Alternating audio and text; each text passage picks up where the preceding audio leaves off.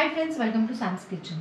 Friends, आज ना आपण एक ढोकळ्याची रेसिपी करणार आहोत. युजली काय होतं की आपण बेसनचा म्हणजेच डाळीच्या पिठाचा ढोकळा करतो, पण ना आजची आपली जी रेसिपी आहे ती एकदम हेल्दी न्यूट्रिशियस आहे. आता आहे ना पावसाळा चालू झाल्यावर ना मस्तपैकी ना फ्रेश स्वीटकॉर्न येतात, म्हणून म्हणलं आहे ना तीच रेसिपी तुमच्याबरोबर शेअर करूया. तर आजची आपली रेसिपी आहे स्वीटकॉर्न आणि मुगाचा हलका फुलका असा मस्त जाळीदार ढोकळा.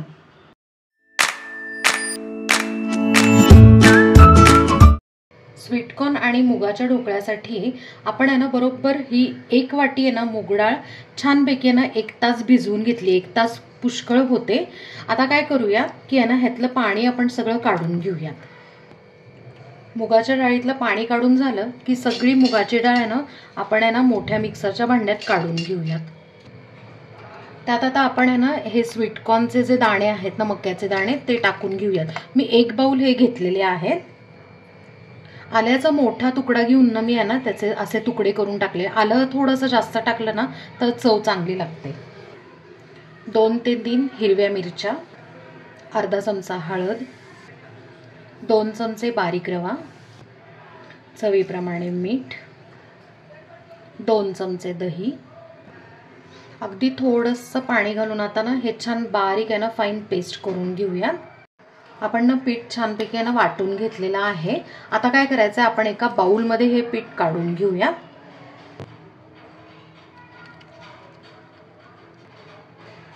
बाउलमध्ये हे सगळं पीठ काढून झालं की 15 मिनिटं आपण झाकून ठेवूयात, कारण आपण याच्यात बारीक रवा टाकलेला आहे, तो थोडासा फुलायला वेळ लागेल. आपलं जोपर्यंत आहे ना पीठ मुरतंय तोपर्यंत आपण काय करूयात की ज्यात आपण आहे ना ढोकळा शिजवायला लावणार आहे किंवा स्टीम करणार आहे त्याला आपण आहे ना असं तेलाने ग्रीस करून घेऊयात. आणि मीनवाईल आहे ना हे करता करता ज्यामध्ये आपण ढोकळा स्टीम करणार आहे ज्या भांड्यामध्ये त्याच्यात थोडंसं पाणी घालून आहे ना उकळायला ठेवलेलं आहे बारीक गॅसवर. इथे मी 2 प्लेटला आहे ना ग्रीस करून घेतलेलं आहे, कारण आपण जे ढोकळ्याचं पीठ करणार आहे ते 2 याच्यामध्ये डिवाइड करणार आहे. आता एक 15 मिनिटं झालेली आहेत आणि रव्यामुळे थोडंसं घट्ट झालेलं आहे पीठ. आता ह्याच्यात ना आपण थोडंसं पाणी ऍड करूया. अगदी थोडंसं ऍड करूयात. आपल्याला हे जे पीठ आहे ना तर ते थोडंसं पातळ करायचं आहे, कारण काय होतं की मूग ज्या वेळेला शिजतात किंवा मग रवा ज्या वेळेला शिजतो तो थोडासा घट्ट होतो, पाणी शोषून घेतं. सो करतानाच आपण आहे ना थोडंसं पातळ करणार आहोत हे पीठ. आपल्याला ना इतपत कन्सिस्टन्सी हवी, इतपत पातळ हवं आहे आपल्याला. आता आपण एक अख्खं पॅकेट आहे ना इनोचं ह्याच्यात टाकून घेऊयात.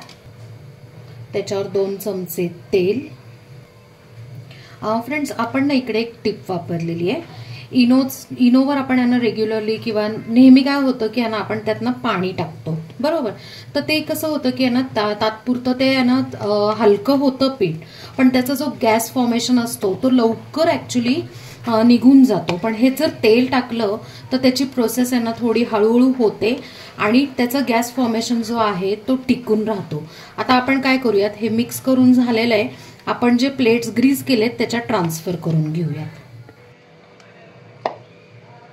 हे भरताना पण अख्खं भरायचं नाहीये बरं का, की थोडंसं आहे ना वरून स्पेस थोडीशी रिकामी ठेवायची. पीठ आपण त्याच्यात ना ट्रान्सफर करून घेतलं की थोडीशी त्याच्यावर आहे ना जिरेपूड घालून घेऊया.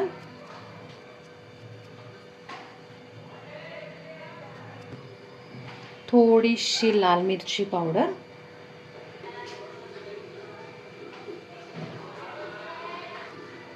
आता हे दोन्ही प्लेट्स आहेत ना लगेच आपण कुकरमध्ये ठेवून घेऊयात. पाण्याला इतकी मस्त खळखळून उकळी आलेली आहे. आता आपण गॅस बारीक करून प्लेट्स ठेवून घेऊयात. आता दोन्ही प्लेट्स ठेवून घेतलेल्या आहेत. त्याच्यावर आपण झाकण ठेवूया आणि 15 ते 20 मिनिटं आपण वाफवून घेऊया. 15 मिनिटं आपण आहे ना मीडियम फ्लेमवर आहे ना उकडून घेतलेलं आहे. आता आपण चेक करूया. आपण एका सुरीने चेक करून घेऊया.